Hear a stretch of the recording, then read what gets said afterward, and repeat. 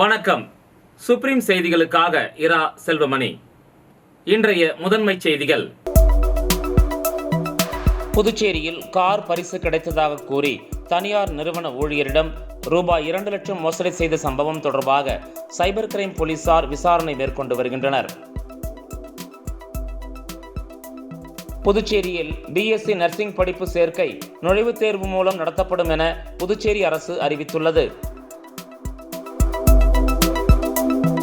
புதுச்சேரியில் 9 வயது சிறுமி கொலை வழக்கில் பாலியல் வன்கொடுமை செய்யப்பட்டது மருத்துவ அறிக்கையில் உறுதியாகியுள்ளது.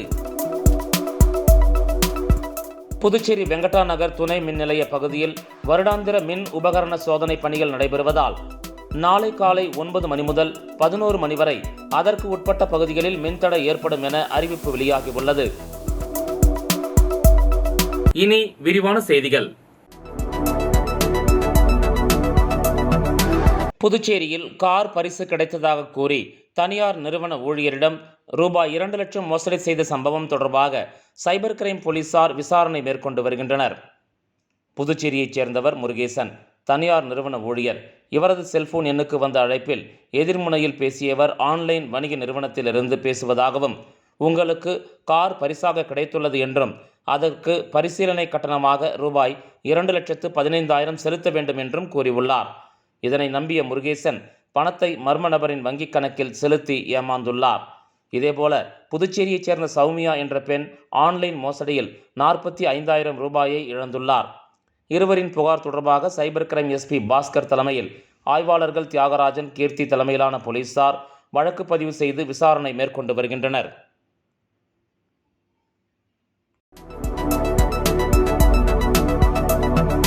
புதுச்சேரியில் பிஎஸ்சி நர்சிங் படிப்பு சேர்க்கை நுழைவுத் தேர்வு மூலம் நடத்தப்படும் என புதுச்சேரி அரசு அறிவித்துள்ளது.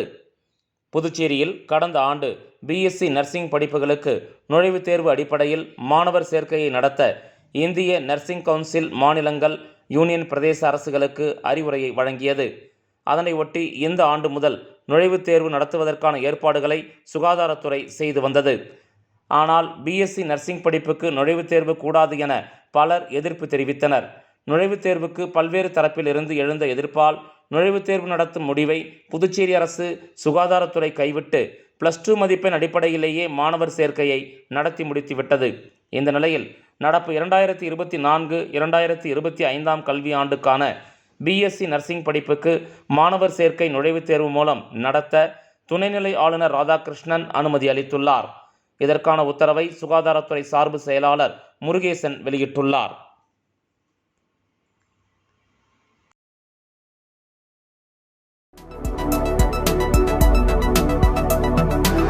புதுச்சேரியில் 9 வயது சிறுமி கொலை வழக்கில் பாலியல் வன்கொடுமை செய்யப்பட்டது மருத்துவ அறிக்கையில் உறுதியாகியுள்ளது.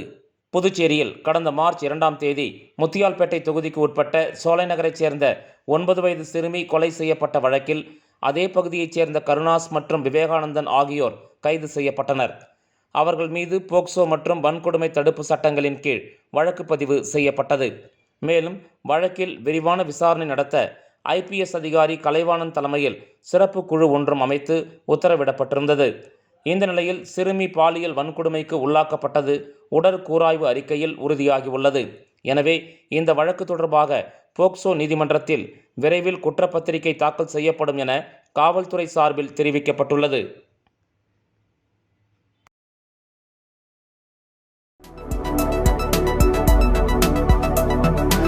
புதுச்சேரி வெங்கடா நகர் துணை மின் நிலைய பகுதியில் வருடாந்திர மின் உபகரண சோதனை பணிகள் நடைபெறுவதால் நாளை காலை 9 மணி முதல் 11 மணி வரை அதற்கு உட்பட்ட பகுதிகளில் மின்தடை ஏற்படும் என அறிவிப்பு வெளியாகியுள்ளது. புதுச்சேரி அரசு மின்துறை வெளியிட்டுள்ள செய்திக்குறிப்பில், புதுச்சேரி வெங்கடா நகர் துணை மின் நிலையத்தில் வருடாந்திர மின் உபகரண சோதனை பணிகள் நாளை காலை 9 மணி முதல் 11 மணி வரை நடைபெறுகிறது. இதனால் மின் நிலையத்திற்கு உட்பட்ட திருவள்ளுவர் நகர், முத்தியால்பேட்டை, சூரியகாந்தி நகர், எழில் நகர், வசந்த் நகர், தேவகி நகர், ஆர்கே நகர், சங்கரதாஸ் சுவாமிகள் நகர், கருவடிக்குப்பம், வெள்ளவாரி ரோடு, விஸ்வநாதன் நகர், ரெயின்போ நகர், 9வது குறுக்கு வீதி, ஆதிபராசக்தி கோயில் உட்பட சுற்றுவட்டார பகுதிகளில் விநியோகம் தடைபடும் என குறிப்பிடப்பட்டுள்ளது. மேலும் காலை 11 மணி முதல் மதியம் 1 மணி வரை சித்தன்குடி, நேரு நகர், ராஜீவ்காந்தி நகர், இளங்கோ நகர், காமராஜர் சாலை, சாந்தி நகர், கோவிந்த சாலை, சாரம், ராஜையர் தோட்டம், சக்தி நகர், லெனின் வீதி, சத்யா நகர் மற்றும் அதன் சுற்று வட்டாரத்தில் மின்சாரம் தடைபடும் என குறிப்பிடப்பட்டுள்ளது.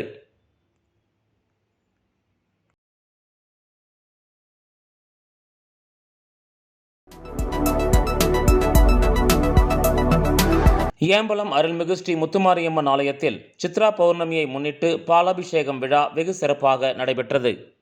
புதுச்சேரி மாநிலம் நெட்டப்பாக்கம் கொம்யூன் ஏம்பலம் பகுதியில் அமைந்துள்ள அருள்மிகு ஸ்ரீ முத்துமாரியம்மன் ஆலயத்தில் சித்ரா பௌர்ணமியை முன்னிட்டு பால்குடம் எடுத்தல் விழா வெகு சிறப்பாக நடைபெற்றது. இதனைத் தொடர்ந்து அம்மனுக்கு பாலபிஷேகம் வெகு விமரிசையாக நடைபெற்றது. இதில் ஏம்பலம் தொகுதியின் சட்டமன்ற உறுப்பினர் லட்சுமிகாந்தன் சிறப்பு அழைப்பாளராக கலந்து கொண்டு சாமி தரிசனம் செய்தார். இதனைத் தொடர்ந்து அம்மனுக்கு சிறப்பு அலங்காரம் செய்யப்பட்டு மகா தீப ஆராதனை காண்பிக்கப்பட்டது. தொடர்ந்து சாமி உட்புறப்பாடு வெகு சிறப்பாக நடைபெற்றது. இதில் திரளான பக்தர்கள் கலந்து கொண்டு சாமி தரிசனம் செய்தனர். இந்த நிகழ்ச்சிக்கான ஏற்பாடுகளை உபயதாரர் அறங்காவல் குழு தலைவர் பன்னீர்செல்வம், ஆலய பூசாரி எல்லப்பன் மற்றும் ஏம்பலம் கிராமவாசிகள் சிறப்பான முறையில் செய்திருந்தனர்.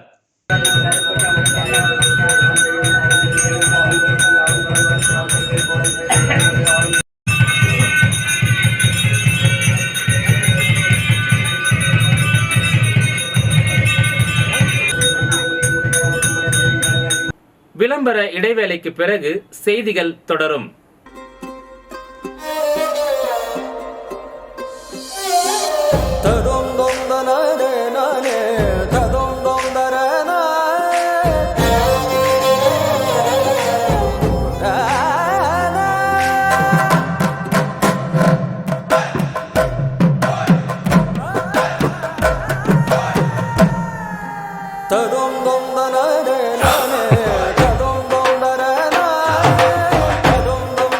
One India, one emotion. Weddings by Joe Salikas. செய்திகள் தொடர்கின்றன.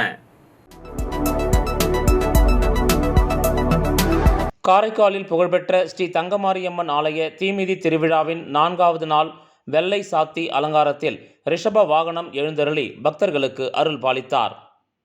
புதுச்சேரி யூனியன் பிரதேசம் காரைக்காலை அடுத்த தலத்தெருவில் அமைந்துள்ள பழமை வாய்ந்த ஸ்ரீ சிவகாமி அம்மன் சமேத ஸ்ரீ சிவலோகநாத சுவாமி தேவஸ்தான தங்க மாரியம்மன் ஆலயத்தில் கொடியேற்றம் 21ஆம் தேதி நடைபெற்றது. தொடர்ந்து 4வது நாள் தங்க மாரியம்மன் வெள்ளை மலர்களால் அலங்கரிக்கப்பட்டு வெள்ளை சாத்தி அலங்காரத்தில் ரிஷப வாகனத்தில் பக்தர்களுக்கு அருள்பாலித்தார். முன்னதாக சிறப்பு அபிஷேகமும் அதனைத் தொடர்ந்து சகஸ்கரநாம அர்ச்சனையும் மகா தீப ஆராதனையும் நடைபெற்றது. இதில் ஏராளமானோர் பங்கேற்று சாமி தரிசனம் செய்தனர். பின்னர் தங்கமாரியம்மன் வெள்ளை சாத்தி அலங்காரத்தில் ரிஷப வாகனத்தில் வீதி உலாவும் நடைபெற்றது. திருவிழாவின் முக்கிய நிகழ்ச்சியான தீமிதி திருவிழா வருகின்ற 29ஆம் தேதி நடைபெறவுள்ளது.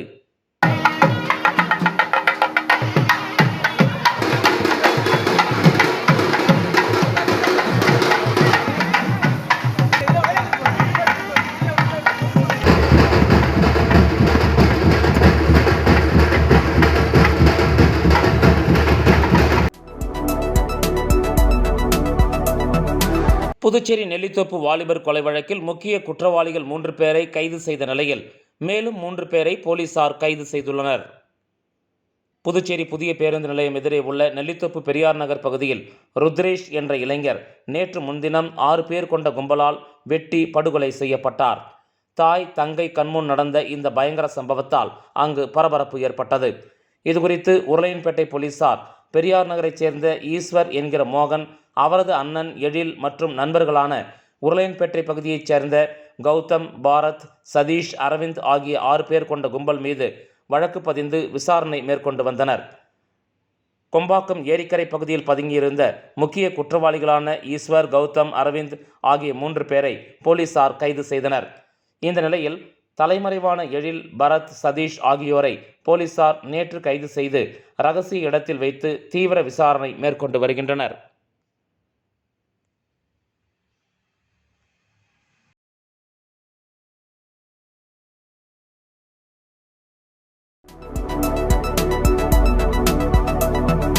புதுச்சேரியில் அரசு ஊழியர்களுக்கு அகவிலைப்படி உயர்த்தப்பட்டதைத் தொடர்ந்து உள்ளாட்சி அமைப்பு ஊழியர்களுக்கும் அகவிலைப்படி உயர்த்தப்பட்டுள்ளது.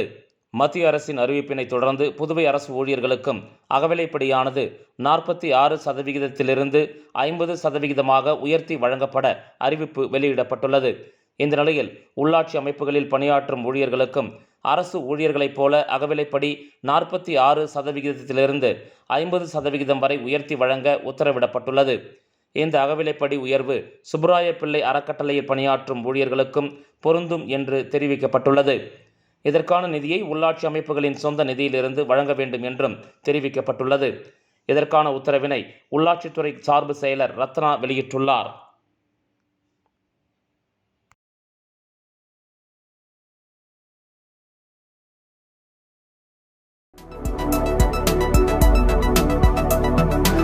திரிவேணி நகர் ஸ்ரீ திரிபுர சுந்தரி உடனுறை ஸ்ரீ திரிவேணீஸ்வரர் ஆலயத்தில் திருவிளக்கு பூஜை நடைபெற்றது.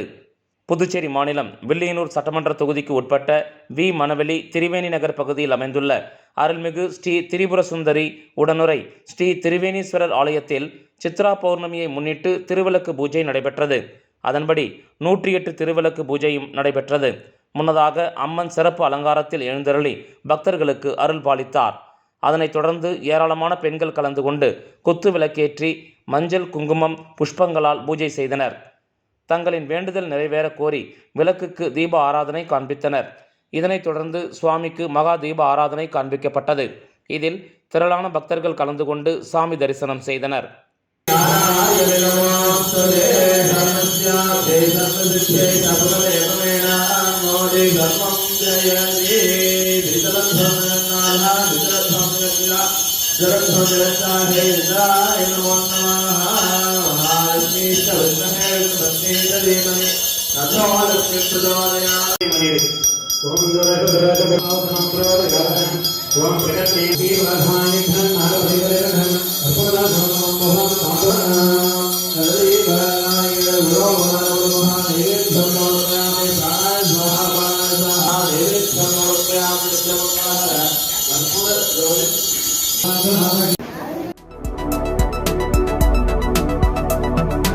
புதுச்சேரி மாநில மக்கள் முன்னேற்றக் கழகத்தின் சார்பாக புதுச்சேரியில் முதல் முறையாக தேசிய பஞ்சாயத்து ராஜ் தினம் கொண்டாடப்பட்டது. புதுச்சேரி மாநில மக்கள் முன்னேற்றக் கழகத்தின் சார்பில் தேசிய பஞ்சாயத்து ராஜ் தினம் தமிழ்ச்சங்கத்தில் நடைபெற்றது. கழகத்தின் மாநில தலைவர் பேராசிரியர் ராமதாஸ் தலைமையில் நடைபெற்ற இந்த நிகழ்ச்சியில் பொதுச் செயலாளர் ராஜன், சேர்மன் வெங்கட்ராமன் ஆகியோர் முன்னிலை வகித்தனர். இவ்விழாவில் சிறப்பு விருந்தினர்களாக தமிழ்ச்சங்க தலைவர் முத்து, முன்னாள் பஞ்சாயத்து கூட்டமைப்பு தலைவர் ஜெகநாதன் ஆகியோர் கலந்து கொண்டு பல்வேறு போட்டிகளில் பங்கேற்ற மாணவ மாணவிகளுக்கு சான்றிதழ் மற்றும் பரிசுகளை வழங்கி பாராட்டினர். இந்த நிகழ்ச்சியில் புதுச்சேரி மாநில மக்கள் முன்னேற்றக் கழகத்தின் மாநில துணைத் தலைவர் ராஜ்குமரன், பொருளாளர் செல்வகுமாரி, மாநில செயலாளர் பரந்தாமன், இணை செயலாளர் ஆண்டாள், மீனவரணி தலைவர் சந்திரன், மாநில மகளிரணி தலைவர் விமலா உட்பட மக்கள் முன்னேற்றக் கழகத்தின் நிர்வாகிகள், தொண்டர்கள் திரளாக கலந்து கொண்டனர்.